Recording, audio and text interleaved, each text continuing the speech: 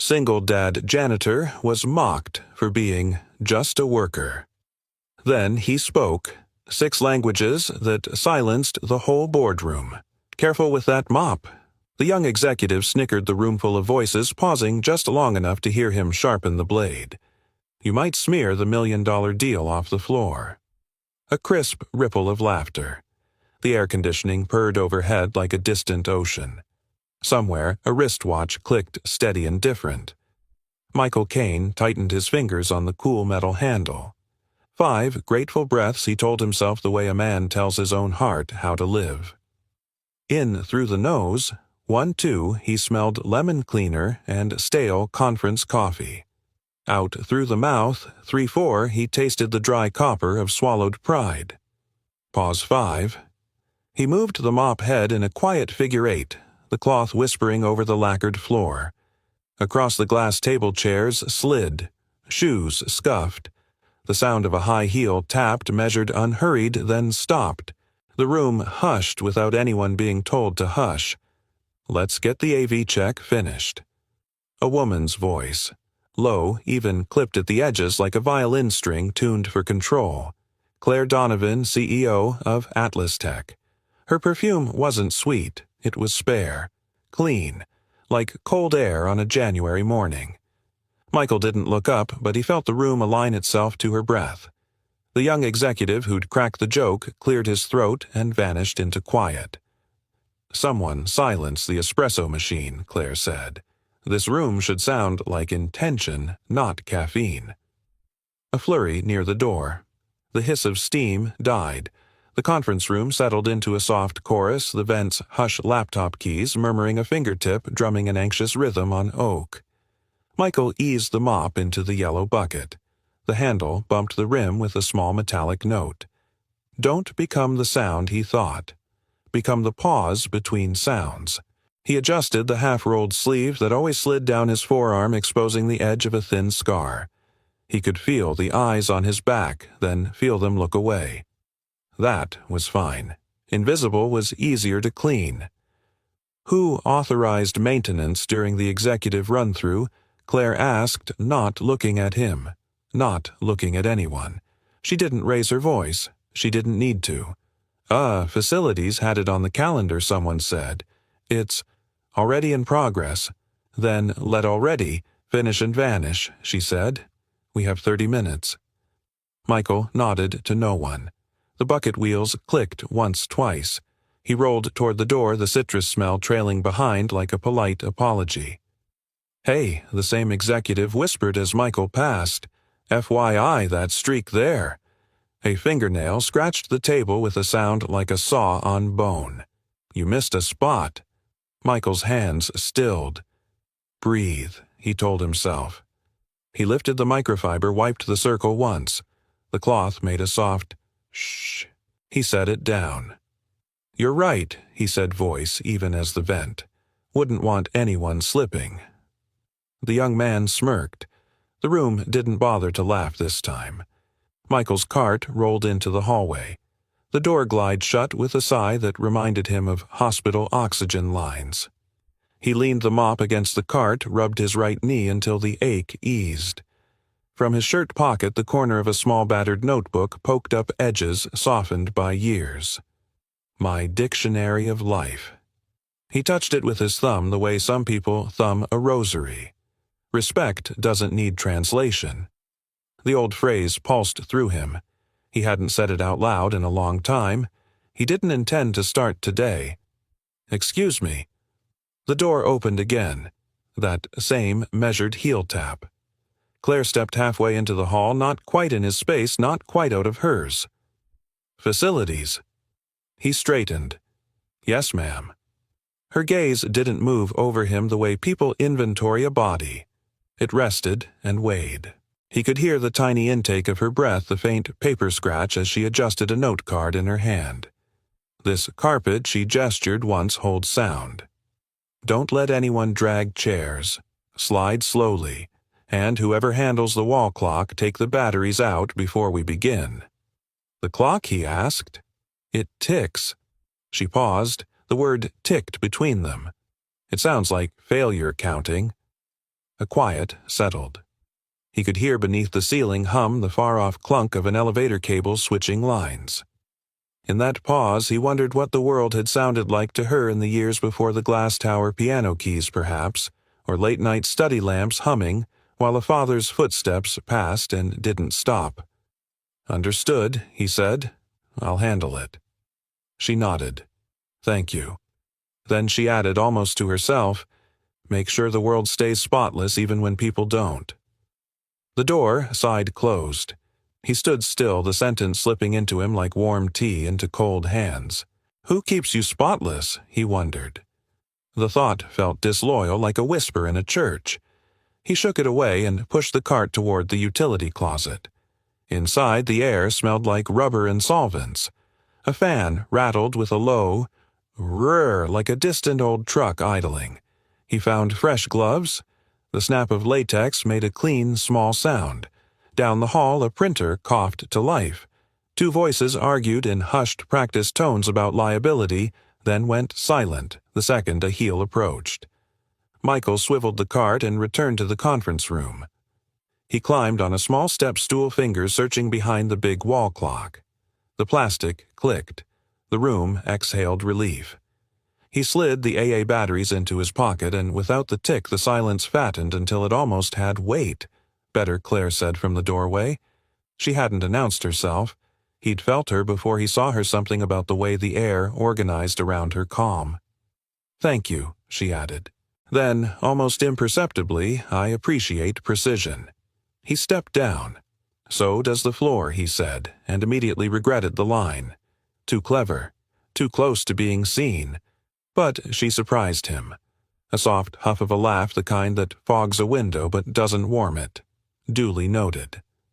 The young executive who'd made the joke earlier breezed by with a paper cup, the lid shrieking a little as it sealed. "All good, Claire. We'll knock this out of the park." He tipped the cup toward Michael. "Hey, custodian of the century. Careful not to polish us right out of our own reflections." Michael kept his face still. Breath. Breath. 1, 2, 3, 4, 5. He turned to the cart. The intercom crackled. Everyone's head lifted in the same fraction of a second. The speaker's tone was bright, but it carried a tremor. "Attention, executive-level update from operations. International partners for the Atlas Tech Summit have arrived 20 minutes early. They are being escorted upstairs." A beat. The faint scrape of a chair stopping mid-slide, and a further note, the intercom continued, paper shuffling loud in the ceiling. "Our freelance interpreter is delayed on the Bay Bridge due to a multi-vehicle collision. Estimated time uncertain. Repeat, interpreter delayed." The line popped off with a small electric sting. Of all the sounds in the tower, that silence was the one that hurt. Michael felt the room tighten on the other side of the door like a drumhead tuned too high. He could hear the panic under the polished voices, the throat clears, the lip smacks, the dry swallow that sounds like paper folding. The young executive swore under his breath. Someone's phone buzzed against wood, a frantic bee trapped in a jar. Claire didn't move. When she finally spoke, her voice arrived calm, pitched for steadiness, not comfort. "We proceed," she said. Slowly. "We do not give an audience to chaos. Prep the welcome. Get legal on standby. Confirm the translation unit is updated." A murmur. "The unit glitched in QA yesterday, then get it here. Now." Michael stood in the hall with the clock batteries warm in his palm. The old phrase pulsed again, stubborn and quiet. "Respect doesn't need translation." He slid the batteries into his pocket beside the corner of the notebook. He thought of a small girl's laugh back in a quieter neighborhood, how it sounded against a kitchen's humming refrigerator when the world was simple for exactly 5 minutes. He thought of a voice he heard at night. "If words fail, you teach her to listen." He wasn't here to fix meetings. He was here to make rooms safe for feet. The elevator bell dinged at the far end of the corridor, bright metallic, too cheerful for the situation. The doors opened with a breath. Foreign speech spilled out syllables, clipped and careful, the polite music of people in expensive shoes who are ready to test your spine. Michael couldn't see them from where he stood, but he could hear suitcase wheels tick-ticking over the lobby seam, hear a hand slap a palm in greeting with the soft percussion of practiced diplomacy. The conference room door opened. Claire stepped out poised between the quiet she loved and the noise she couldn't avoid. Facilities, she said eyes on nobody, and briefly on him. Just a flick, just long enough for a heartbeat to wonder whether eyes can make sound. "Yes, ma'am," he answered, surprised by the steadiness in his own mouth. "Whatever happens in there," she said, voice just above the hallway hum, "I want the room to sound like we meant it." He nodded. "I can do sound." She turned toward the elevator voices, then stopped as if something in his reply tugged a memory he hadn't earned. "Good," she said, and walked away, heels ticking the measure that would either calm a storm or conduct it. Michael rolled the cart back an inch, just enough to feel the rubber wheel bump the wall, just enough to feel the building's ribs through plaster. The intercom clicked again, breathless now. "Final update," it said. "It reports the translation unit is unresponsive." The line died. The elevator voices grew nearer, warm greetings, expectant pauses. The conference room swallowed the first hello. The air seemed to hold its lungs tight. And in that hallway of glass and hush with clock batteries warming his palm and 5 breaths steadying his chest, Michael understood the shape of the silence he was about to walk past or into. Which would it be? The apartment was quiet except for the hum of the refrigerator and the faint rattle of the radiator pipes. It was the kind of morning where the world outside still held its breath waiting for the city to wake. Inside, Michael's voice broke the silence softly, deliberate calm, like someone teaching a prayer. "Merci," he said. "Say it again, sweetheart." "Merci," came the small, sleepy echo. Lila's voice always rose a little at the end of a word as if it were a question. He smiled. "Good. What does it mean?" "Thank you. And why do we say it?" She wrinkled her nose, thinking. "Because gratitude keeps the heart alive." He chuckled, and the sound was low-warm the way sunlight feels on closed eyelids. "That's right, even on tired mornings." A kettle hissed on the stove. The smell of instant coffee and toast drifted through the room. Their apartment was tiny, 1 bedroom, a table scarred with old rings from hot mugs, but it was steady, dependable. Every object seemed to hum with use, the kind of life built quietly 1 bill and 1 kindness at a time. Lila leaned over her cereal bowl spoon, clinking softly. "Dad, how many words do you know now?" Michael looked toward the shelf above the counter. The old leather notebook rested there, edges worn soft spine cracked from years of fingers. "My dictionary of life." He reached for it. The cover creaked. The pages smelled faintly of dust and something older airport air, maybe. He flipped to a random page. 6 languages stared back at him in his own handwriting: hope, espoir, Hoffnung, speranza, Kibo, esperanza. He let his finger rest there. "Enough words to fill a quiet house," he said. "Mom helped you write?" The spoon paused in her hand. She didn't ask often, and when she did, her voice carried the caution of a child who knows certain doors open to ghosts. "Yes," he said softly. She helped. What was her favorite word? Michael turned a few pages, the whisper of paper louder in the stillness. There it was, Elena's handwriting, looping and graceful. Beneath it, a note in his smaller script. "Listen, écoutez, hören, ascoltare, kiku, escuchar." He read it aloud.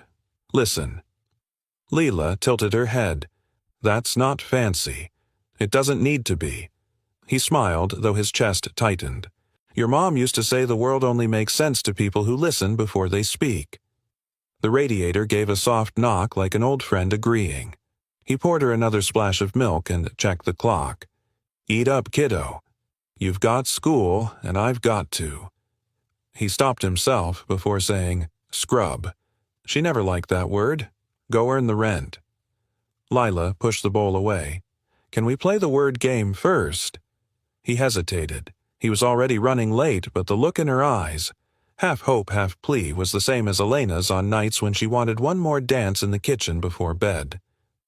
"All right," he said. "You start." She thought for a second. "Word is, promise." He nodded, feeling something shift deep inside him. "Promise," he repeated, "to keep something safe." "What's the French one?" "Promesse. Japanese." He smiled faintly. "Yakusoku. Spanish, promesa." She grinned. "How many promises do you have, Dad?" The question was light, but it landed heavy. He looked toward the window where the city buses hissed outside their brakes, sighing like tired lungs. Too many, he thought. And one. I'll never finish keeping. He brushed her hair aside. "Just one that still matters," he said. "And I'm doing my best." After breakfast, while Lila put on her shoes, Michael packed her lunch and slipped the little notebook back onto the shelf. A page fluttered open on its own. At the bottom, written in faded ink, was a note from Elena he hadn't seen in months. "If one day words fail, you teach her to listen instead." He traced the line with his thumb. "I'm trying," he thought. "I really am." When Lila left with the neighbor, he stood in the doorway a moment longer than usual. The hall smelled faintly of detergent and the neighbor's cinnamon candles. He heard laughter from somewhere upstairs, bright, careless laughter, and it made him ache with something like envy. The elevator groaned, descending with that same tired whine as always. He thought of yesterday's chaos at work, the way the room had sounded like panic in 3 different languages. He hadn't planned to speak. He hadn't planned to feel anything either. But when the voices started to clash, the air had tasted wrong. Sharp, metallic, the taste of pride about to collapse. He remembered the CEO's voice, cold, precise. Claire Donovan. Make sure the world stays spotless even when people don't. The way she'd said it, it wasn't cruelty. It was exhaustion disguised as control. He recognized it because he'd worn it once. He filled his thermos, closed the lid tight. The snap of the metal echoed in the small kitchen. Then he reached for his work ID, the plastic clicking against his keys. As he left, his eyes caught the piano music drifting from the neighbor's apartment, hesitant notes, half-learned scales. He stopped listening. The rhythm stumbled, recovered, stumbled again. Someone's trying, he thought. The sound followed him down the hall like a heartbeat trying to find its timing. The bus ride downtown was crowded. Conversations overlapped like restless birds. Michael sat by the window, the seat vibrating under the weight of the city's pulse.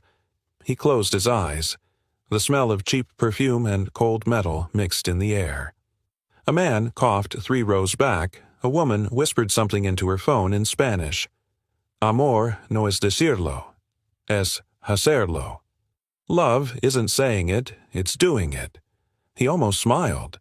Maybe words really did follow him wherever he went. When he arrived at Atlas Tech, the lobby was already alive with sounds of morning power shoes, clicking phones ringing the elevator chime, slicing through conversation. He flashed his badge, the scanner beeping a small robotic permission granted. He'd just finished cleaning the front panels of the conference room when he saw Claire again. She was alone this time, speaking softly into a headset. Her tone wasn't icy now, it was low, almost weary. "Yes, I know the deal hinges on interpretation," she said. "No, I'm not worried. I said I'm not worried." A sigh slipped through her teeth. Because worry sounds like weakness and weakness echoes. She ended the call, then turned startled to find him standing there. "I can come back," he said. She shook her head. "No, it's fine. You're early." Her voice dropped half a key like she was speaking through the memory of a headache. Michael hesitated, then said quietly, "I heard about the meeting. Must have been a long night." Her eyes flicked to him, quick assessing. "You heard walls have ears," he said with a small smile. "And vents carry everything. Then maybe I should start talking to ceilings instead of people." He chuckled softly. Ceilings don't answer back. Something so faint he could have imagined it shifted in her expression. Not warmth exactly. More like recognition. 2 people who'd both forgotten what it was like to be spoken to gently. As he turned to leave, her voice stopped him. "What's your name again, Michael Caine?" She nodded slowly as if committing it to memory. "Thank you, Mr. Caine, for keeping the world spotless." The door closed behind her. The echo lingered in the hallway like an aftertaste, sharp, soft, and strange. Michael pressed his palm against his chest and counted the familiar rhythm, 5 grateful breaths. Then, quietly, he whispered to himself the phrase that had once kept him steady through war zones and peace talks alike. Respect doesn't need translation. He didn't know it yet, but those same words were already carving a path back toward her. The elevator doors closed with a sigh that sounded too human. Inside, Claire Donovan pressed the button for the 30th floor and exhaled through her nose the way she'd learned to do in meditation classes she never finished. The faint hum of machinery filled the silence. It was the only sound she liked inside her glass tower, mechanical, predictable, emotionless. Noise is chaos, she often reminded herself, and chaos was the one thing she couldn't afford, not in her company, not in her heart. When the elevator stopped between floors, she tapped her phone screen impatiently. No signal. She sighed, ready to call maintenance, when a quiet male voice drifted from the corner. "Looks like the tower wants us to slow down a minute." She turned sharply. A man stood near the panel sleeves, rolled, holding a mop handle like a walking stick. His uniform was clean, but his hands told another story, scarred, worn, precise. "You," she said. "Maintenance, yes, ma'am." Elevator froze mid-route. Happens when people press the door close button too fast. She raised a brow. "Are you implying that was me?" He smiled faintly. Statistically speaking, executives don't wait well. A silence hung between them, awkward but oddly balanced. Somewhere above the cables groaned a low metallic moan. The sound vibrated through the air through her shoes. Claire crossed her arms. "Do you know how to fix it? I can try," he said.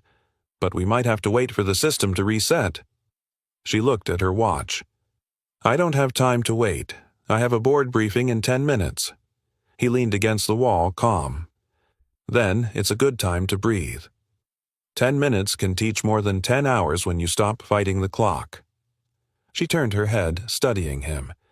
"You talk like a therapist, not a janitor." Therapists get paid more to say the same thing, he said softly. Her lips twitched despite herself. He's bold, she thought. Too bold for a man who scrubs floors. The elevator remained still. She tapped her fingers on the railing. "I hate this sound," she muttered. "What sounds silence?" she said. "It's too loud." He nodded slowly as if he understood something she hadn't said aloud. Most people turn up the noise to drown what they're afraid to hear. "And what about you?" she asked. He smiled a quiet, tired smile. "I clean what's left when the noise stops." Her phone buzzed suddenly, 1 bar of service. She raised it to the ceiling, hoping for more. "Unbelievable," she hissed. Michael's tone stayed steady. "Technology doesn't like panic. It listens to heartbeat rhythms. Yours is racing." Her eyes narrowed. "Do you always psychoanalyze the people who sign your paycheck?" "Only when they look like they need someone to tell them to exhale." The elevator jerked once, then stopped again. She grabbed the rail. He steadied her instinctively, his hand warm against her wrist. For a heartbeat, neither moved. The hum of the motor filled the silence again, slower now, like a calm breath returning. "Thank you," she said quietly, stepping back. "I'm fine." "I didn't say you weren't." She stared at the closed doors, trying to ignore how the air seemed different now, less sterile, almost human. "You're too calm for someone trapped in a box 30 floors up." He chuckled. Spent years in smaller rooms with bigger problems. The phrasing caught her. What kind of rooms? Ones where people spoke 10 languages but never really listened. His voice had that echo of loss that made her chest tighten before she could stop it. "You make it sound poetic," she said. "Pain usually starts that way." The elevator dinged faint mechanical mercy. The doors opened slowly onto a hallway of glass and light. "Looks like you got your wish," he said. She stepped out but turned back. "You never told me your name." "Michael." She nodded once. "Thank you, Michael." For fixing the elevator, her gaze held his. For not making it worse. He smiled as the doors slid shut. That night, Claire stayed late in her office.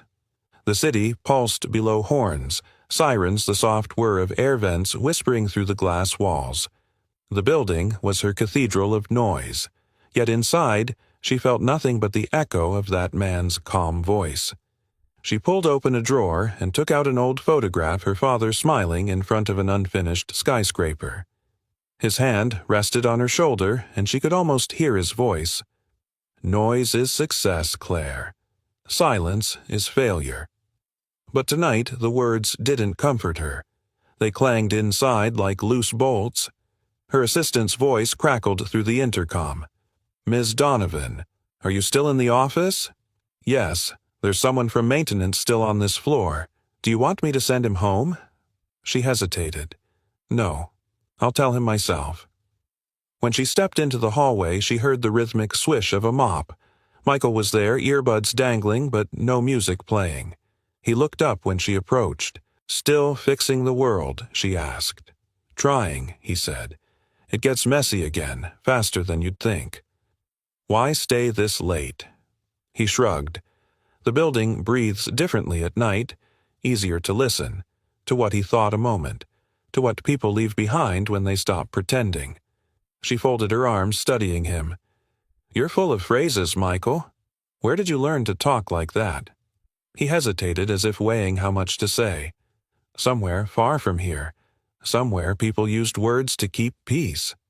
The way he said it, soft, careful, made her heartbeat hitch. She wanted to ask more, but something in his eyes said, "Don't." Instead, she said quietly, "You know you were right earlier. Executives don't wait well." He smiled. "It's hard to wait when you think time owes you something." That line pierced her sharper than he could have guessed. "Time owes me my father," she thought. "My music. My life." "You sound like someone who's lost things," she said. He met her eyes. "Everyone who cleans for a living has." The silence that followed wasn't empty. It was full of things unsaid, of ghosts politely stepping back to let them breathe. "Good night, Michael," she said finally. "Good night, Ms. Donovan." As she walked away, he called after her, his tone softer, almost reverent. "For what it's worth. Silence doesn't mean failure." She stopped. The words landed deeper than he'd know. "Then, what does it mean?" "It means you finally stopped lying to yourself." The hum of the lights filled the pause. She turned, but he was already pushing his cart down the hall, the wheels squeaking rhythmically, a slow, unhurried beat that followed her into the elevator. Inside, as the doors closed, Claire exhaled for the first time all day.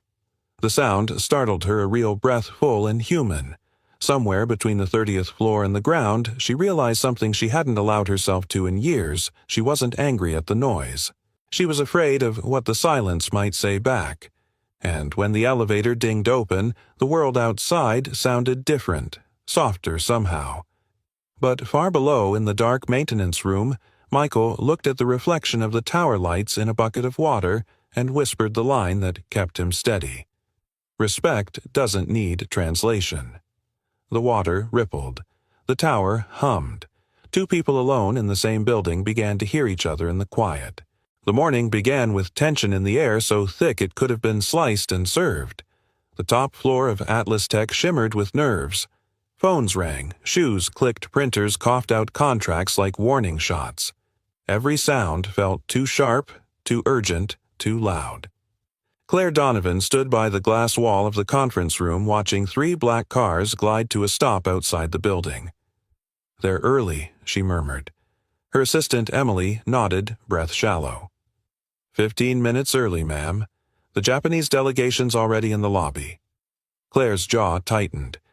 "Get the French and German teams ready. I want the translation unit tested again." Emily hesitated. It said it was still inconsistent. Inconsistent. Claire's voice turned cold enough to frost the windows. "We're about to sign a $200 million contract. I don't care if they have to duct tape a new chip in. Make it work." She turned to the long table, 15 leather chairs, 12 screens, and one invisible crack running through the atmosphere. The hum of the air conditioning couldn't disguise it. By the door, Michael pushed his cart slowly, the rubber wheels whispering against the carpet. He'd planned to finish before the meeting started, but everything had accelerated. That was how panic worked. It made the world move too fast for reason to keep up. Mr. Kane Emily said quietly, "Please finish quickly. The executives are." He raised a hand gently. "I know. I'll be quiet as breath." He meant it. But even silence can have sound, the soft swish of the mop, the faint rhythm of his breathing. He felt the vibration in the floor, the weight of expectation pressing down like a thundercloud about to split. Moments later, the elevator doors opened. The foreign delegations arrived together, a swirl of languages, cologne, and expensive leather. Japanese murmurs blended with French consonants, clipped German syllables collided with English greetings. The air filled with formal smiles that didn't reach anyone's eyes. Claire stepped forward, every gesture exact. "Welcome to Atlas Tech," she said. "Let's make history together." The Japanese chairman bowed slightly. The German representative adjusted his cufflinks. The French executive, tall and restless, murmured something to his translator, but the device at his ear sputtered and produced nonsense. "Quoi?" he snapped. "What did it say?" The translator looked panicked. It said, "Lower cost, lower quality." "That's not what you meant." Miss Donovan Claire's heartbeat froze. "No, absolutely not. That's a machine error. It's supposed to say, lower cost, maintain quality." But it was too late. The word quality had already fractured the room. The Japanese delegate's brows drew together. "You mean you lower quality for cost reduction?" Claire shook her head. "No, that's not the German cut-in. We agreed on maintaining precision standards. If quality drops, Germany cannot." Voices rose. One interpreter stammered, another fumbled with the device, the AI translation system blinking red. Claire's pulse pounded in her ears. "Where's Ite?" she barked. On the way, Emily whispered. She looked toward the back of the room, toward Michael, who was now frozen in place, mop in hand, eyes lowered, but listening.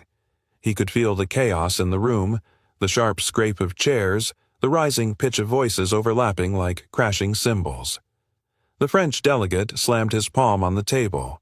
"If this is how Atlas Tech communicates, perhaps we've made a mistake." "Wait," Claire started, but her voice was swallowed by the storm. Then, through the noise, came another voice.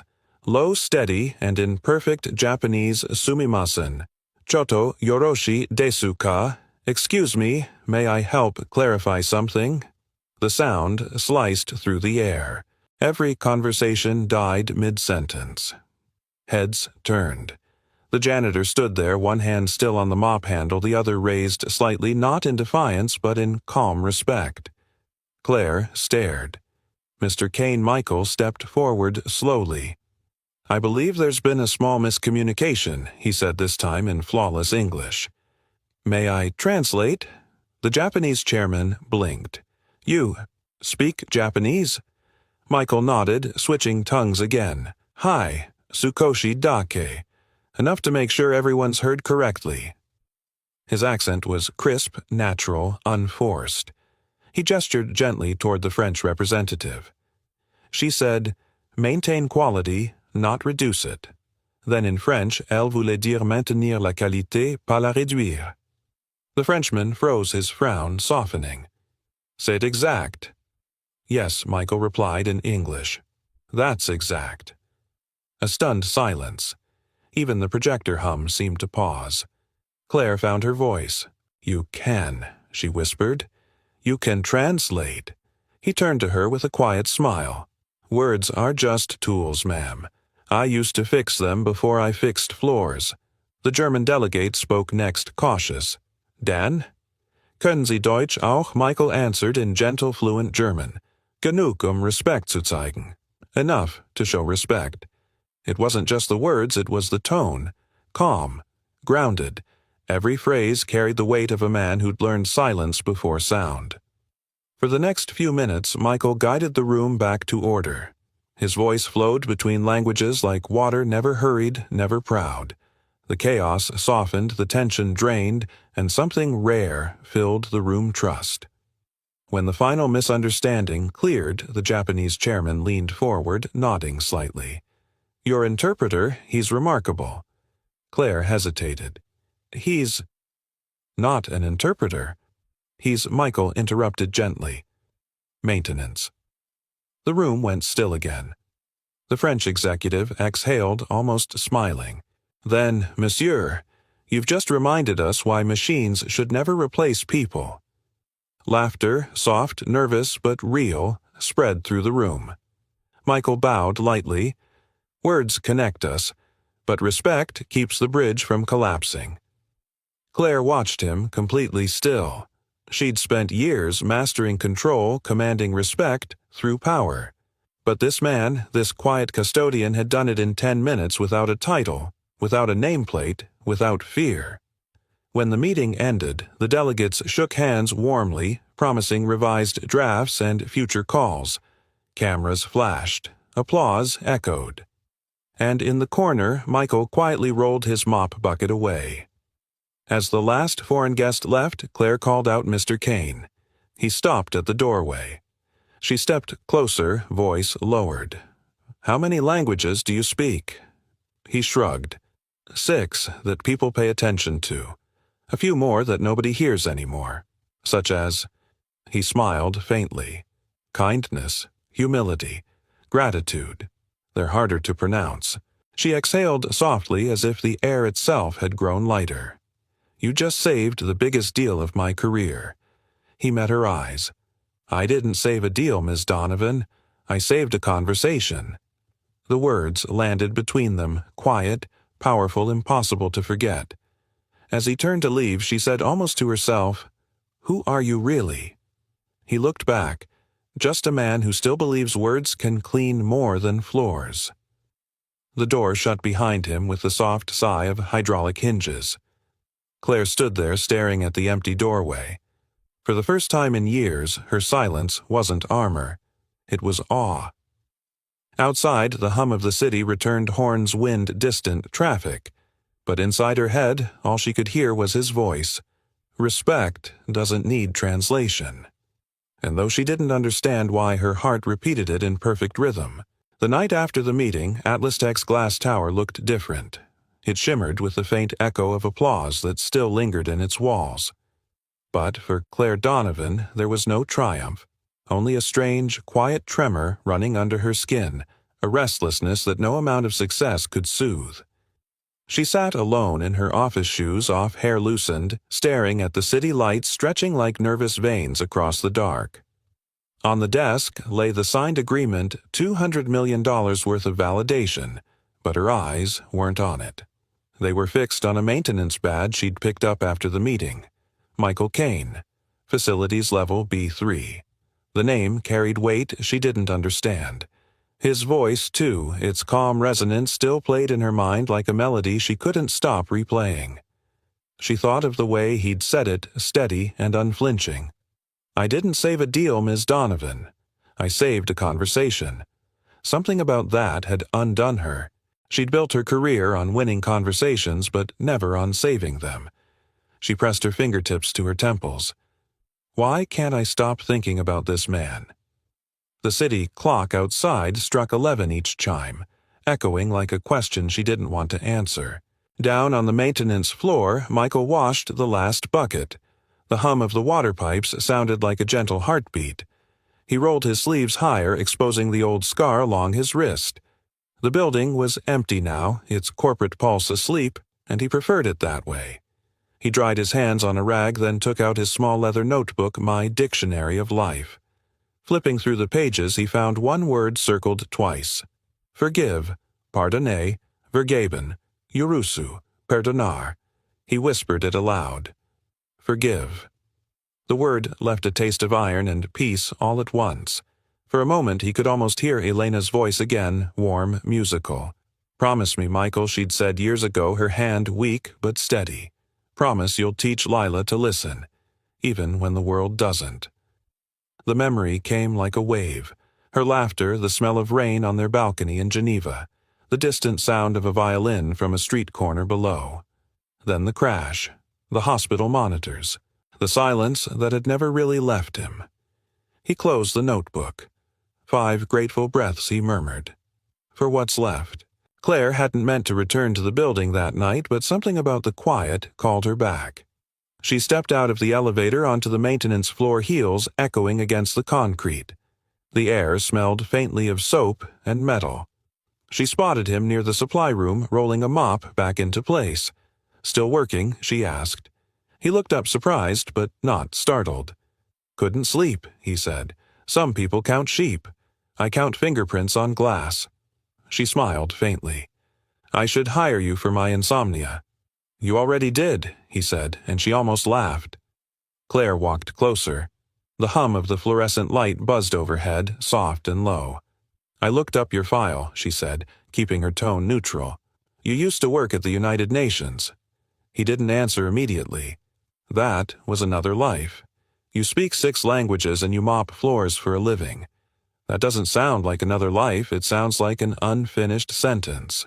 Michael leaned on the handle of his mop. Sometimes the best sentences end in silence. She folded her arms. "That's poetic?"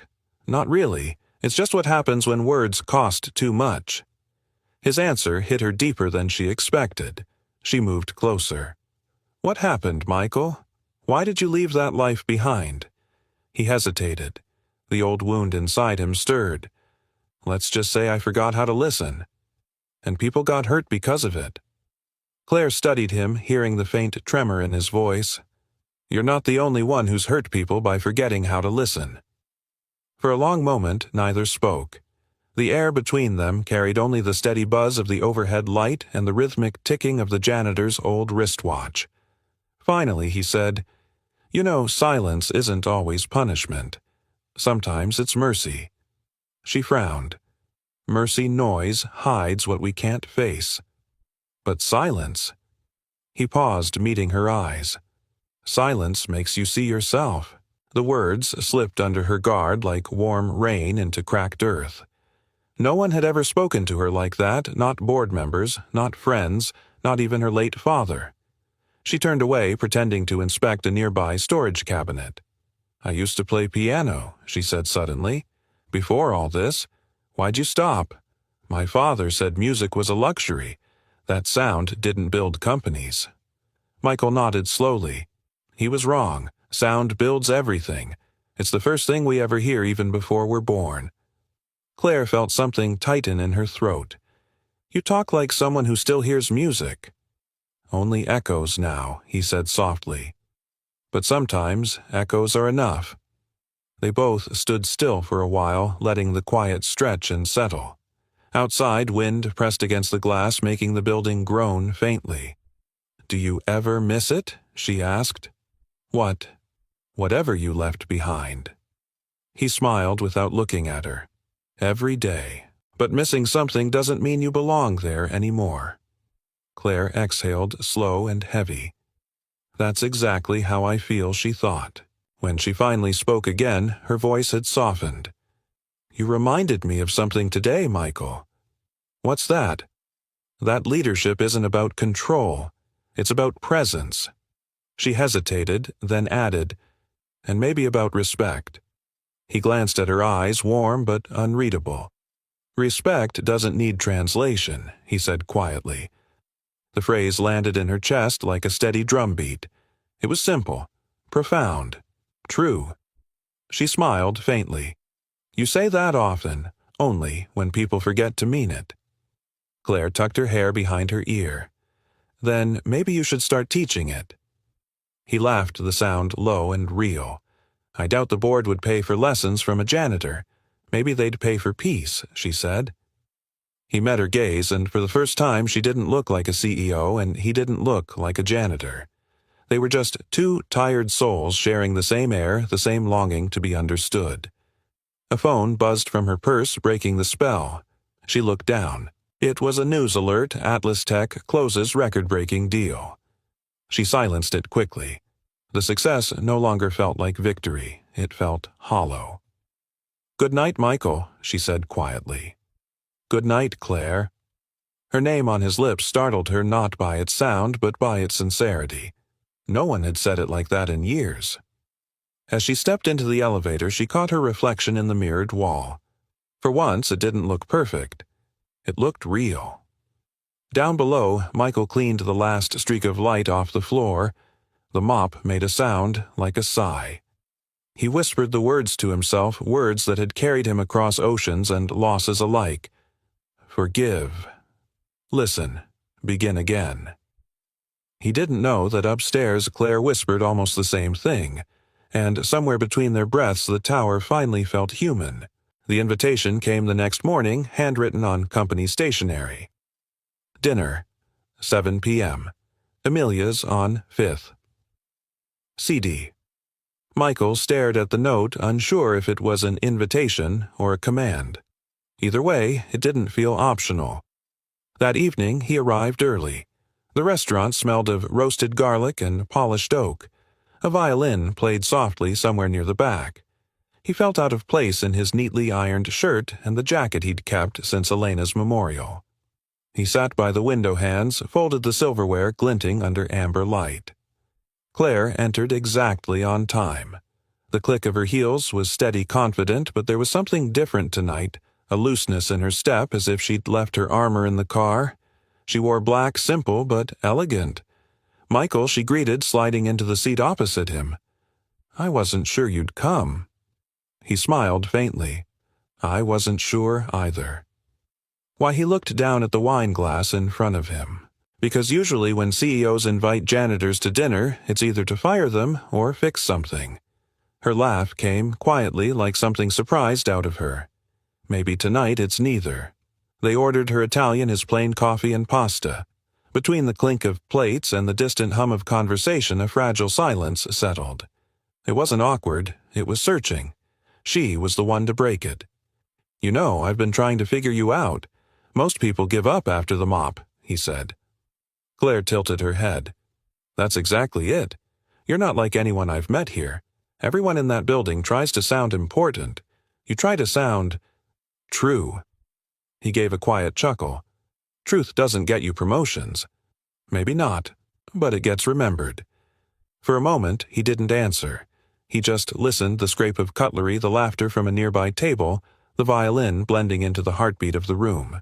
Then he said softly, "People only remember truth when they've forgotten how to lie." Her fork froze midway.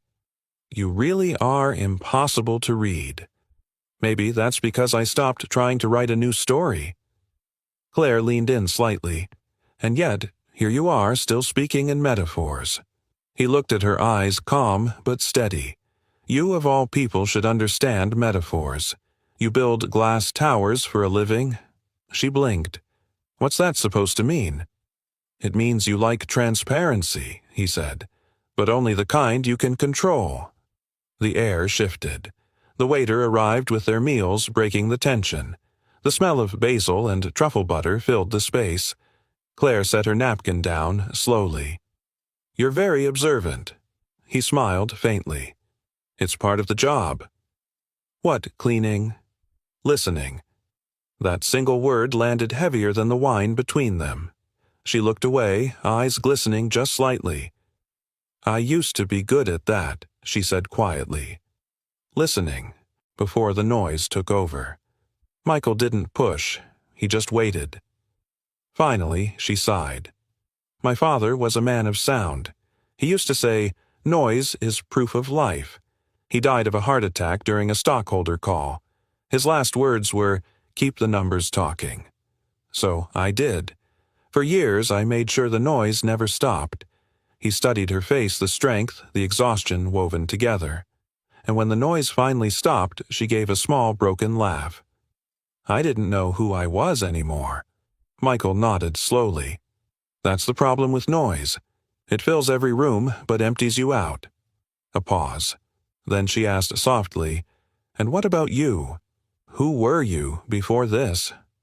He stared into his coffee, the steam rising like ghosts. Someone who thought words could save the world. Did they? They almost did, he whispered, until they killed someone I loved? Claire's breath caught. Your wife? He nodded. Elena. We worked together. Interpreters at the UN.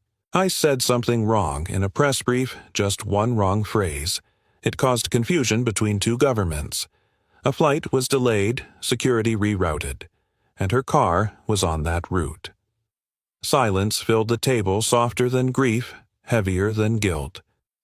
I left that world the next day, he said quietly, because I realized language isn't just power, it's responsibility, and I wasn't ready to hold it anymore. Claire's eyes softened, her voice barely above a whisper. You were trying to do something good. So was I when I tried to clean her memory spotless, he said, but guilt doesn't wash off. It just dries slower. The violinist shifted to a new song, something tender, haunting. Claire's throat tightened.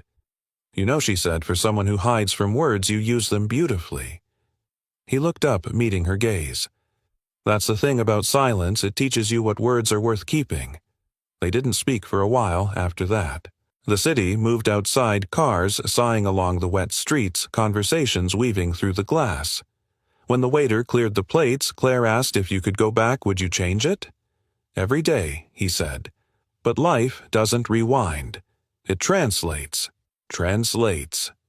He smiled. Yes, pain into purpose, regret into empathy, loss into language you can finally live with. Claire leaned back, eyes shining in the dim light. You make it sound almost holy. It's not, he said. It's just human. The check arrived. She reached for it. He stopped her hand gently. Let me. Her brows lifted. You earn half of what my wine cost. He grinned. Then you'll let me pay in gratitude. It's a universal currency. She laughed, soft and genuine, and something inside her chest loosened. As they stood to leave, Claire said quietly, You know, you reminded me of something tonight. What's that? That there's a difference between speaking to be heard and speaking to connect. He nodded. Connection doesn't need perfect grammar. Outside, the air smelled of rain. The city lights blurred in puddles. They stood for a moment under the awning, the sound of water filling the spaces where words might have been. Claire turned to him, her voice low. You're not like anyone I know, Michael.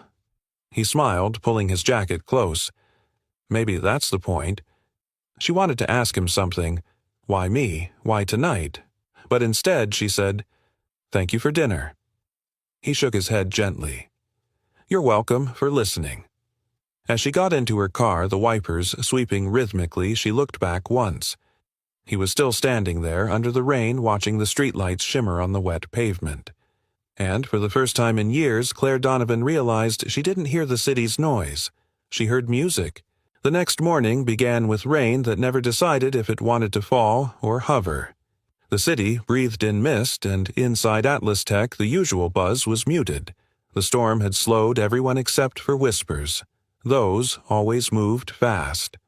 Claire walked into her office to find Emily waiting by her desk, pale and hesitant. There's something you should see, she said, placing a folded sheet of paper beside the morning reports. Claire unfolded it. The first line made her blood run cold. The CEO has been spending after-hours time with maintenance staff. Some employees are questioning her judgment and professionalism. Unsigned, typed, anonymous. Her eyes scanned the words again, slower this time. The tone was polite, but soaked in venom. Who sent this? She asked quietly. Emily shook her head. It came through inter-office mail. No name. Who else has seen it? No one, as far as I know. Good. Claire folded the letter carefully, the paper crackling like brittle leaves. Forget it ever existed. Emily hesitated. Ma'am, rumors travel faster than truth. Claire gave a tight smile. Then let them run. I'll walk. When Emily left, the office felt colder. Claire stared at the rain on the glass, tiny rivers running down her reflection, blurring her face. She could hear her father's voice again, calm and cutting. Perception, Claire. That's what power is made of. Lose it, and you lose control. Her hand trembled slightly as she set the letter aside. Control. Always control. Down in the sublevel, Michael had no idea what was unraveling above him. He was cleaning the east hallway when Claire appeared. Her footsteps quick-sharp the rhythm of someone trying not to think. He looked up instantly, reading the tension in her face. "Rough morning." "Something like that," she said, brushing a strand of hair from her eyes. "You look like someone fighting a storm without a coat." She almost smiled. "Maybe I forgot how to wear one." He leaned on the mop-handle voice, soft. "Then maybe it's time to stop fighting the rain." Her breath hitched slightly. She wanted to tell him about the letter about the whispers, but the words felt too raw, too dangerous. Instead, she asked Michael, "How do you deal with people who think they know you when they don't?" He paused, thinking. "I don't try to convince them otherwise. Time translates better than words." "Sometimes I wish time moved faster," she murmured. He gave a quiet chuckle. "If it did, we'd never learn patience, and that's the only language worth mastering." She met his gaze. For a moment, she wasn't the CEO and he wasn't the janitor. Just two people standing in the hum of fluorescent light speaking truths too fragile for the rest of the world. Before she could say more, her phone vibrated. She checked the screen, then swore under her breath. "Board wants a meeting. Now." "About," she hesitated. "Perception." He frowned. "That's a dangerous word." She nodded. "It always is." 2 hours later, the boardroom smelled faintly of tension and cologne. The long mahogany table gleamed under the recessed lights, and a row of watchful eyes waited as Claire entered. "Miss Donovan," began Richard Hale, the oldest board member voice heavy with measured disapproval. "We've received concerns about professional boundaries being crossed within the company." She kept her face neutral. "Concerns." Specifically, he continued that a member of the maintenance staff has been given access to executive spaces during and after business hours. Claire clasped her hands. "Mr. Hale, if this is about the translation incident, I can assure you it's not about the incident he cut in. It's about optics. Our investors don't want distractions. You've worked hard to rebuild this company's image. Don't let sentiment blur your judgment." The word sentiment hit her like a slap. Another board member younger chimed in carefully. "You've been an exemplary leader, Claire, but rumors can be corrosive. The smart thing is to maintain distance." "Distance," she repeated softly. "That's what we call dignity now. Dignity, Hale said, is knowing when not to get your hands dirty." She leaned forward. Her voice, though calm, cut through the room like a blade wrapped in velvet. "If respect depends on how clean your hands look, then maybe this company forgot what built it." A murmur spread. Hale's lips pressed thin. "We're only advising caution." "No," she said, standing. "You're advising fear. There's a difference." The room fell silent. Every clock ticked louder for a moment. Then, with a measured breath, she added, "You'll get your reports on time. But I won't fire a man for reminding this company what humanity sounds like." She left before they could reply, the door closing behind her with a soft, final click. Michael found her later on the rooftop terrace where the rain had stopped, but the air still smelled like thunder. She was leaning on the railing, staring at the skyline as if searching for something that didn't exist. "You skipped lunch," he said gently. "Not hungry, or too proud to be seen eating with a janitor." She turned, startled. "How did you—" He smiled faintly. "Rumors echo faster than footsteps." Her eyes softened. "You heard. Doesn't take much listening in this building. Glass walls, thin hearts." "I could fix it," she said bitterly. "All I'd have to do is pretend you don't exist. Would that make you sleep better?" She looked away. "It would make them sleep better." He nodded slowly. "Then maybe you should ask yourself which bed you want to lie in, truth or comfort." She closed her eyes, the wind tugging at her hair. "You make it sound simple." "It's not," he said. "But the right things rarely are." For a while, the only sound was the hum of the city below the whisper of cars, the distant horns, the low rhythm of life continuing despite everything. Finally, Claire turned toward him, her voice barely above the wind. Why do you care, Michael? Why risk being dragged into my mess? He smiled a tired, gentle smile. Because I've seen what silence costs when you don't speak up. Something in her broke, then something small, invisible, but real. She exhaled the sound halfway between a laugh and a sob. You have a way of saying things I'm not ready to hear. He looked out at the city lights. Then maybe I'm not here to be heard. Maybe I'm just here to remind you to listen. She studied him for a long moment, the reflection of the skyline flickering in her eyes. Then she said softly, "Thank you for not walking away." He met her gaze, voice low but steady. Some storms aren't meant to be avoided. They're meant to wash something clean. A tear slipped down her cheek before she could stop it. She turned back to the skyline, quickly hiding it in the wind. Behind her, Michael's phone buzzed. He glanced down Lila's message. "Dad, I wrote a letter. I think Mom would like it." He smiled, faintly typing back, "Send it, sweetheart." Then he looked up at Claire, this woman who wore strength like armor and hurt like perfume, and thought, maybe we're both learning how to begin again. The rain had stopped, but inside Atlas Tech thunder still lingered in human form. By the time Claire reached the top floor the next morning, she could already sense the tension through the glass walls. The boardroom lights were on blinds drawn, and voices echoed sharply inside. Emily met her outside the door, face pale. "They called an emergency session," she whispered. "It's about the rumors." Claire adjusted her jacket, the movement calm but calculated. "Then it's time I face the weather I helped create." When she stepped in, a dozen eyes turned toward her. The long table gleamed under the fluorescent light-polished sterile, waiting for blood. Richard Hale was already seated at the head, a thin folder in front of him. "Miss Donovan," he began, tone-clipped and cold. "Please take a seat." She didn't. "If this is about my supposed scandal, let's not waste time pretending it's about policy." A murmur rolled through the room. Hale's lips twitched, disapproving. "You seem confident for someone whose judgment is under question." "I'm confident because I know what this really is," she said evenly.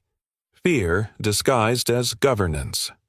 He leaned back in his chair, fingers steepled. "Then enlighten us, Claire."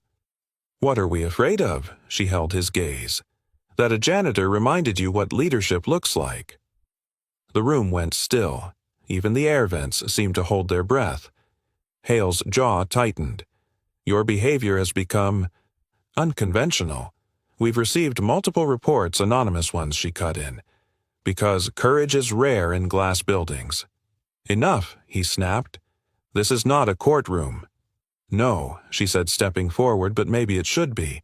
Because if this company is going to pass judgment on dignity, then I'll defend it."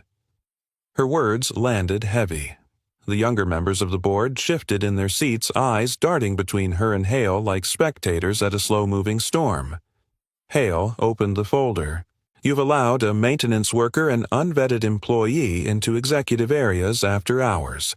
You've shared confidential meeting spaces, personal time, and according to one report, dinner." Claire exhaled through her nose. "I invited him to dinner. I thanked him for saving a $200 million contract when your translators failed. And if that makes me guilty, then fine. I'm guilty of gratitude."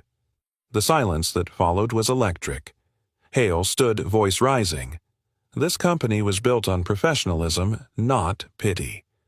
Claire took a step closer. "No, Richard. It was built on people. Somewhere along the way you forgot the difference." From the corner of the room came a soft knock. The door opened and Michael appeared, his uniform crisp, his face unreadable. He hadn't been invited, but he had been listening. Mr. Kane Hale said sharply, "This is a private meeting." "Then you should close the blinds better," Michael said quietly. "The whole floor can hear." Gasps flickered through the room. Claire's eyes widened slightly, half warning, half gratitude. Hale sneered.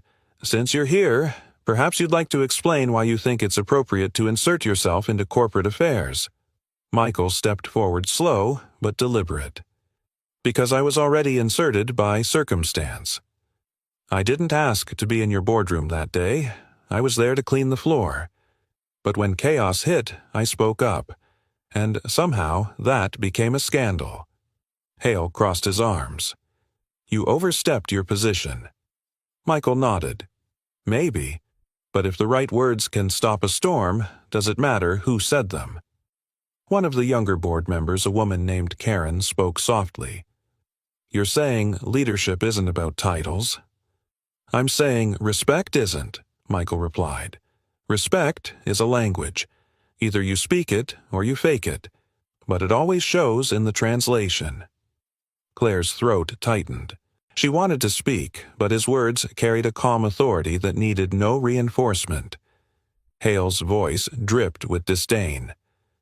And what do you think you've achieved, Mr. Kane Enlightenment? You're still just the janitor.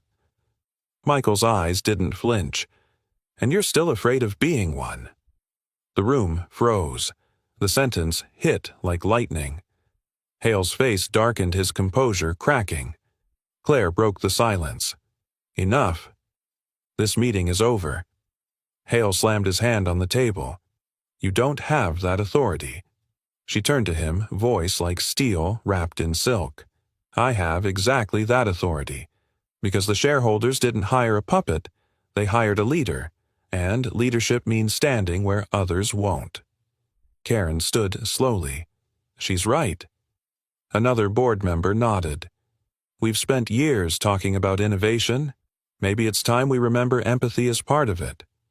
Hale looked around, realizing the tide was shifting. You're all letting emotion cloud reason. Claire's gaze softened. Emotion is reason, Richard. Without it, we're just machines counting other people's profits. Hale glared at her, his voice lowering. You think this little janitor makes you virtuous? He's a distraction. She smiled faintly. No, he's a mirror. For a long beat, nobody spoke. Then Hale gathered his papers, muttering something under his breath, and stormed out. The door slammed hard enough to make the glass tremble. Michael turned to Claire. You didn't have to defend me. She shook her head. I wasn't defending you. I was defending what you reminded me of. He tilted his head. And what's that? That the cleanest things in life are the ones no one sees. Her words lingered in the air, soft but certain. Karen approached them quietly. Mr. Kane, she said, you may have just changed how we think about ethics training here. Michael smiled. Then maybe today was worth the mess. When the meeting finally dispersed, Claire and Michael stepped into the empty corridor. The tension had lifted, replaced by a quiet peace. You realize, he said lightly, you might have just risked your position. She looked at him, her eyes steady. If a position cost me my humanity, it's not worth holding. He nodded, admiration flickering in his gaze. You're not what I expected from a CEO, she smirked, and you're not what I expected from a janitor. They both laughed softly, tired laughter, but real. As they reached the elevator, Claire's voice grew quiet.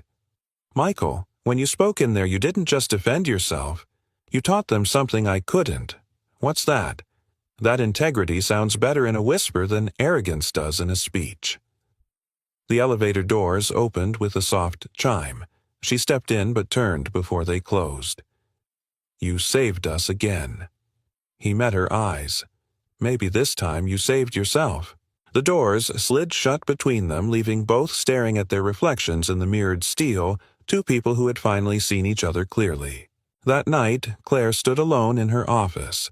She could still hear his words echoing. Respect is a language. For the first time, the silence didn't feel like failure. It felt like understanding.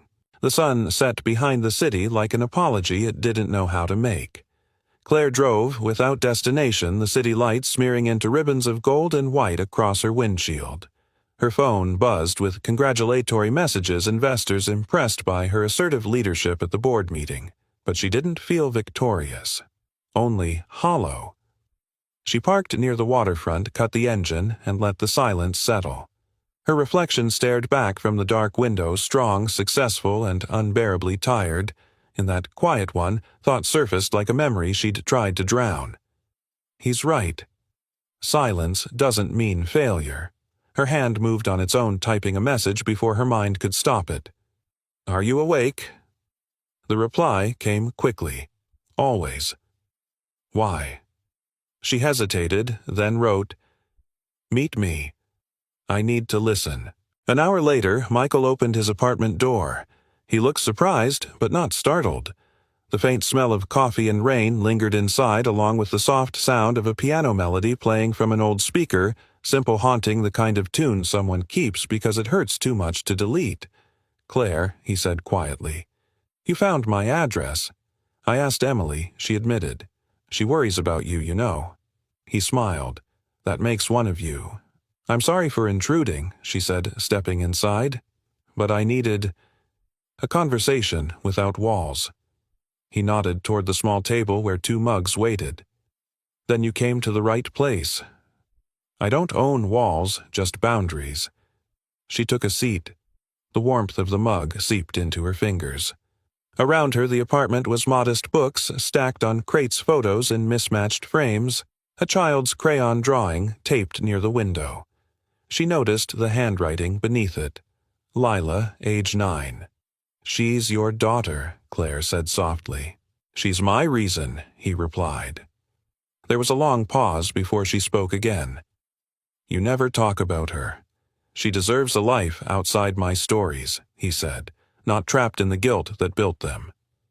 Claire looked at him, reading the sorrow behind his calm tone. "Guilt." He exhaled, eyes lowering. "Elena, my wife, was supposed to drive home after a conference. I told her I'd meet her there. She wanted to wait. I said, 'Go ahead, I'll catch up.' She never made it." Claire's breath caught. "The news said it was an accident," he continued quietly. "But I know what caused it. Miscommunication. The one thing I was supposed to be good at." He stared into the steam curling above his coffee. "You spend your life studying languages, and then one mistake steals the only voice that ever mattered." The words hung between them, raw and unguarded. "I left everything after that," he said. "My job, my name, my purpose. I thought if I stopped speaking, I couldn't hurt anyone else." Claire's voice trembled when she finally spoke.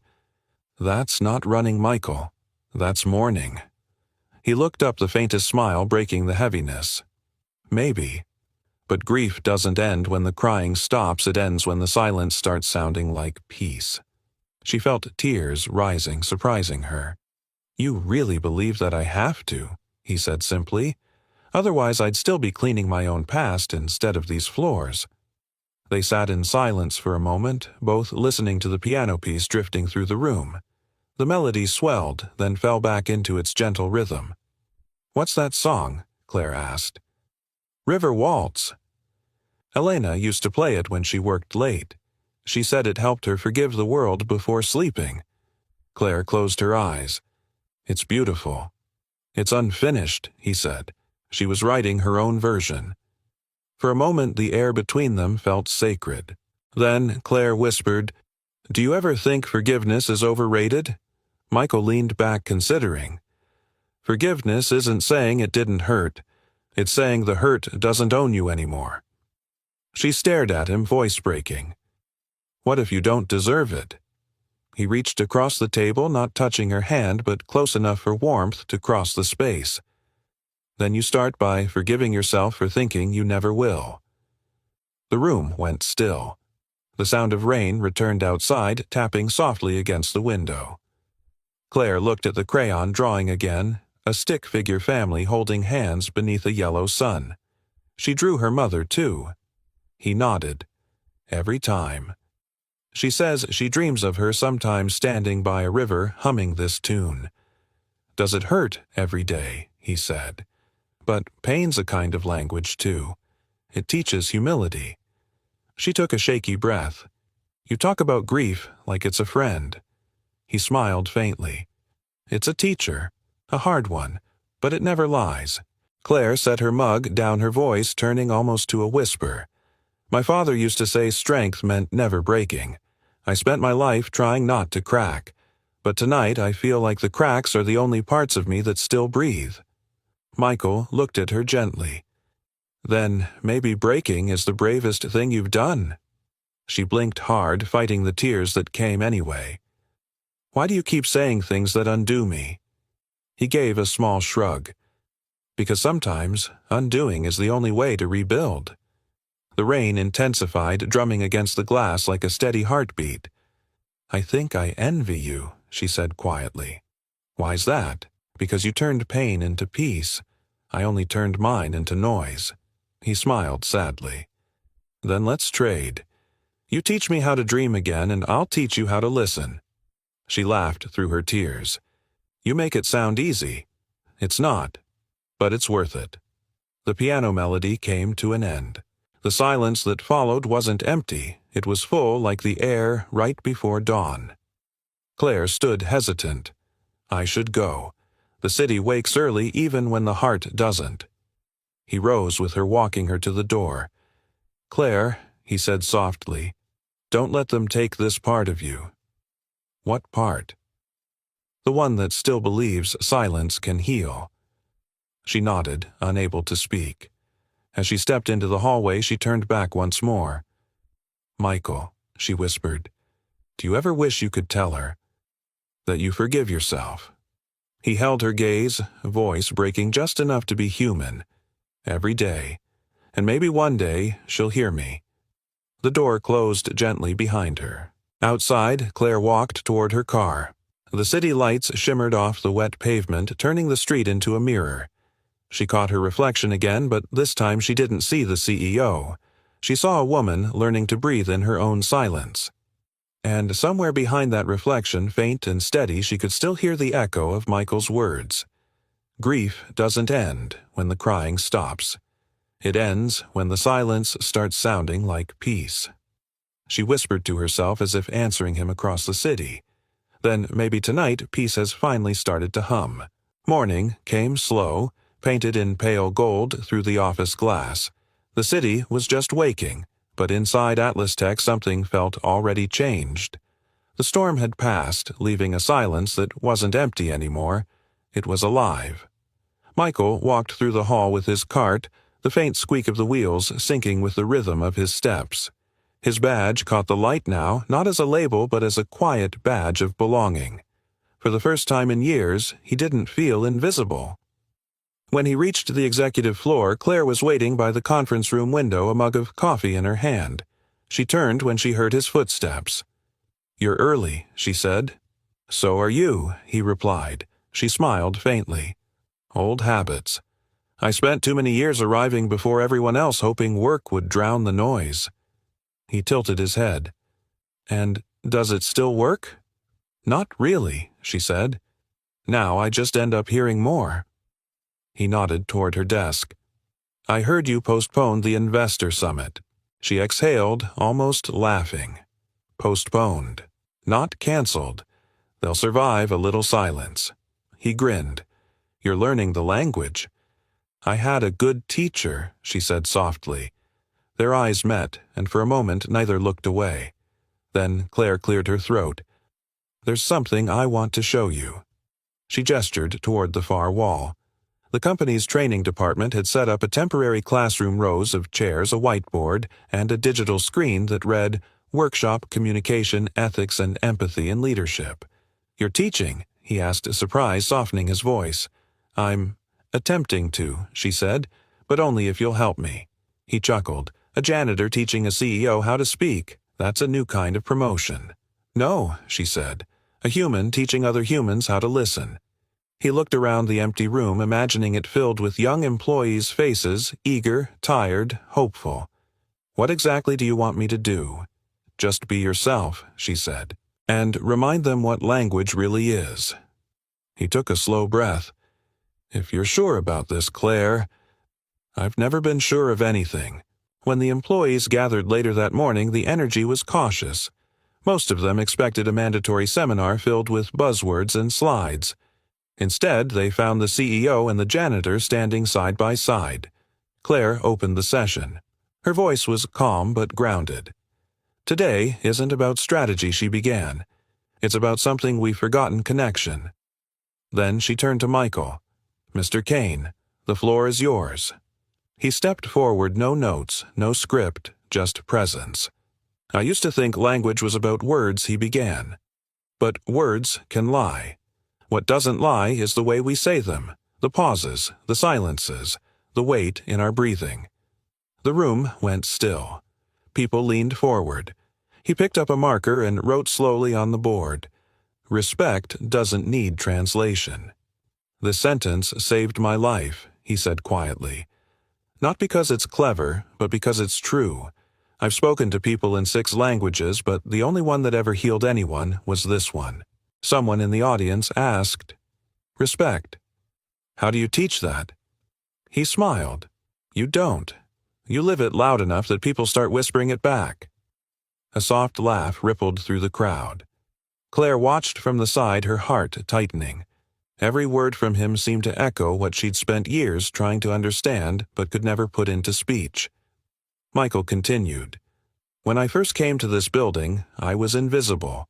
People saw the uniform, not the person. But what they didn't realize is that even silence speaks. Every time you walk past someone without acknowledgement, you're teaching a language too, the language of disregard." He paused, letting the words settle. "So if you want to be understood, start by seeing people. Not as roles, not as titles, just as hearts with stories." Claire found herself blinking back tears. "He's not teaching them," she thought. "He's teaching me." After the session, the room erupted in quiet applause, the kind that feels earned, not polite. Several employees came up to shake Michael's hand. A few even apologized for walking past him for months without a word. When everyone finally left, Claire approached him. "You were extraordinary," he smiled. "You mean I didn't embarrass you?" "Michael, she said you've just changed the DNA of this company." He looked at her, voice soft. "Then maybe it's time you stopped calling it a company." She frowned slightly. "What should I call it?" "A community," he said. Her lips curved into a smile. "You really don't know when to stop changing definitions, do you?" "Words are only alive when they evolve," he said. "You of all people should know that." She studied him for a moment. The morning light fell on his face, highlighting the quiet strength there. "You know," she said softly, "you talk about language as if it's sacred." He met her eyes. "It is." That evening, they found themselves walking along the riverbank near the company's new building site. The air was cool, the smell of wet stone mixing with the faint scent of her perfume. "You didn't have to walk me," she said. He smiled. "Maybe I just wanted to see what the world sounds like when you're not in charge." She laughed, really laughed, and it startled both of them. "It sounds peaceful," she said. He nodded. "Peace has a strange way of finding you when you stop chasing perfection." They stopped at the railing, watching the reflection of city lights trembling on the water. The moment hung quietly, weightless. "Michael," she said after a while, "there's something I haven't told you." He turned, listening. "When my father died, I promised myself I'd never let anyone see me weak. I thought strength was silence control success. But now I realize. Maybe real strength is letting someone hear you." He smiled gently. "Then you're stronger than you think." Her voice dropped. "You make it sound like you've been waiting for me to figure that out." "Maybe I have," he said. The silence that followed was soft and full. 2 people breathing the same quiet air, no longer strangers, no longer pretending. Claire looked out at the river, her reflection shimmering next to his. "What language are we speaking now, Michael?" He considered her question carefully. Then with a small smile, he said, "The only one that doesn't need words." For the first time in years, she didn't correct him, didn't analyze, didn't command. She simply closed her eyes and listened to the river, to the city, to the heartbeat she hadn't known was still capable of changing rhythm. And beside her, Michael whispered the same phrase that had carried him through years of silence and sorrow. Respect doesn't need translation. This time, the words didn't sound like a lesson. They sounded like home. A year later, the building no longer felt like glass. It breathed. Atlas Tech had changed so subtly that no one could name the moment it began, only that it started when a janitor and a CEO decided to listen. The company now opened each quarter with a 5-minute silence. No charts, no slides, no sound, just breathing. People called it the pause. Claire called it gratitude, and everyone knew where the idea had come from. Michael stood by the window of the newly opened Human Dignity Center, a small wing attached to the headquarters. Outside, spring had softened the city. The air smelled of rain and magnolia. His daughter, Lila, sat cross-legged on the floor nearby, sorting through colored index cards. "Dad, which one goes first?" she asked. He looked down at her careful handwriting. Each card bore a word, 6 of them in total. Kindness, respect, forgiveness, gratitude, courage, love. "You decide," he said. "You're the one teaching today." She grinned. "You mean helping you teach?" He smiled. "Right. Helping." He still couldn't believe how life had unfolded, a year of rebuilding of forgiveness turning into foundation. Claire had offered him a position as Director of Communications Ethics, but he'd laughed at the title. "Just call me the janitor of hearts," he'd joked. Yet she insisted. "No," she said. "Call it what it is, healing in progress." Now the center was ready for its first class. Employees, interns, and local students were coming to hear about empathy and leadership. But what they didn't know was that today wasn't about a company lesson. It was a goodbye. Claire entered quietly, carrying 2 cups of tea. Her presence still carried grace, but the sharpness that once defined her had softened into something warmer. Still allergic to mornings, she teased. He chuckled. "Only 2 alarms." She handed him a cup. "Well, good news, this place wakes up on kindness, not clocks." He took a sip, savoring the warmth. "You've turned an empire into a sanctuary. Your father would never have believed it." Her smile faltered for a second. "No," she said softly, "but maybe he's listening now." There was a silence between them, the good kind, the kind that hummed with memory. "I read Lila's letter," Claire said after a while. "The one she wrote for the wall." He smiled. "She worked hard on it." "It's beautiful," Claire whispered. "My dad knows 6 languages, but he taught me the 7th one, kindness. It's the only one I'll never forget." Her voice trembled at the last line. "You know, Michael." "She's right." He looked at her gently. About kindness, about never forgetting. He didn't reply. Some truths didn't need answers. At noon, the room filled quickly. Employees, reporters, even city officials packed into the space. Claire stepped up first, welcoming them with steady calm. Today, she began, isn't about achievements or milestones. It's about translation, how one man taught an entire company that humanity doesn't need subtitles. She turned toward Michael. "Mr. Kane, the floor is yours." He stepped forward, not with speeches or slides, just presence. A year ago, he began. "I stood in this building as a man trying to forget his voice. I thought silence was safety. But I learned that silence, when shared, can heal." He paused, glancing toward Lila in the front row. She smiled at him, proud, small hands folded in her lap. "I spent years cleaning what others left behind," he continued. "But one night someone reminded me that the world doesn't need perfection, it needs care. And that care," he gestured toward Claire, "can change everything." The crowd's attention shifted to her. Claire's eyes shimmered. "I once thought power was about noise," she said softly, "about being the loudest in every room. But real power." She looked at him, as in listening. The room fell quiet. Even the air seemed to stand still. Michael took a slow breath. "If I could teach one thing," he said, "it would be this language isn't made of words, it's made of choices. The choice to be patient, to forgive, to say nothing when silence speaks louder, to love even when it hurts." He wrote on the board one final time, "Respect doesn't need translation." And then he added beneath it in small, careful letters, "But love makes the world understand."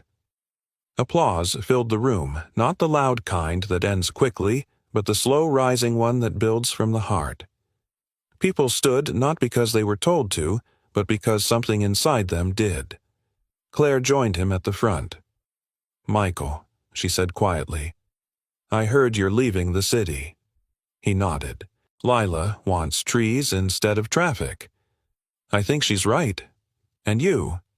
He smiled. I just want peace to sound like home for once. She took a breath, steadying herself. Then promise me one thing. What's that? Don't stop teaching. Even if it's just her, even if it's just you. He nodded slowly. I promise. She looked at him, then really looked.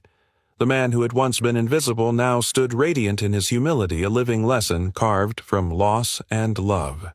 When the ceremony ended, people lingered, shaking hands, whispering gratitude. Claire stayed back watching as Michael packed his notes. Do you ever regret meeting me? She asked softly. He turned to her, smiling with that quiet, patient warmth. How can I regret the person who gave my silence meaning? She blinked back a tear. I don't know what this place will sound like without you. He reached out, touching her hand briefly. Then listen closely. It'll sound exactly like it should alive.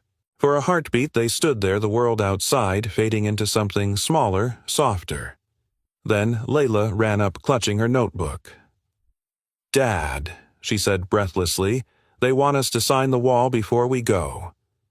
He knelt beside her. What should we write? Lila grinned. The same thing you always say. Together they wrote, Respect doesn't need translation. But Lila added one more line beneath it in her uneven handwriting, Neither does love. Claire watched them, her heart full and aching. When they were done, Michael turned back to her. Take care of this place, he said. I will, she promised. And if I forget, he smiled. Just listen. The walls remember. That evening, as the sun melted into the horizon, Claire walked alone through the now quiet halls. Her heels made soft echoes against the marble floor. Somewhere faintly she thought she heard laughter, the sound of a child, the whisper of a janitor humming a song that once mended a broken room. She stopped by the wall where the words were written, tracing them gently with her fingertips. Outside, the city lights began to bloom, and in that glow she finally understood he hadn't just fixed a company. He'd repaired the part of the world that still believed in kindness. Claire closed her eyes, took one long, grateful breath, and whispered, Thank you, Michael, for teaching me the only language that never fades. The hum of the building answered softly, as if in prayer.